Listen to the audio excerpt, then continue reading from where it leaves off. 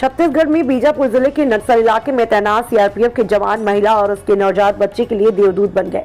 जवानों ने समय से पहले जन्मे बच्चे और उसकी मां को ट्रम और प्लाई के सहारे उफनाती नदी पार करवाई, फिर दोनों को अस्पताल में भर्ती कराया। समय रहते इलाज मिलने से जच्चा बच्चा दोनों सुरक्षित है। मामला जिले के ब्लॉक के नबी गांव का है। इस गांव के मधवी जागी प्रसव पीड़ा से तड़प रहे थे। धीरे धीरे दर्द बढ़ता जा रहा था। मुश्किल ये थी कि अस्पताल कैसे लाया जाए, क्योंकि बारिश की वजह से नदी उफान पर थी। इसी बीच मड़ावी की समय से पहले ही डिलीवरी हो गई। बच्चे को जन्म देने के बाद उसकी तबीयत बिगड़ने लगी। नदी उफान पर था, इसलिए परिजन अस्पताल नहीं ले जा पा रहे थे। इस बात की खबर सीआरपीएफ 196 और कोबरा बटालियन के जवानों को मिली, जिसके बाद जवानों ने महिला का रेस्क्यू करने का प्लान किया।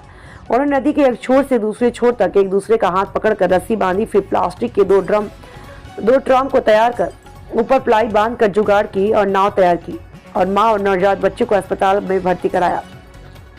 जवानों ने मां और समेत परिवार के एक सदस्य को जुगाड़ की नाव पर बिठाता और उफनाती नदी को पार कराया। इसके बाद महिला और उसके नवजात बच्चे को उसूर के अस्पताल भिजवाया, जहां दोनों का इलाज चल रहा है, जहां जच्चा और बच्चा दोनों सुरक्षित है।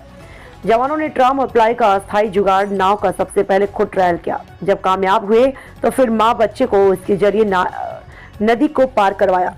दरअसल बीजापुर जिले में झमाझम बारिश की वजह से नदी नाले उफान पर है। नबी गांव की नदी उफान पर आने से इलाका ब्लॉक मुख्यालय से संपर्क टूट गया है।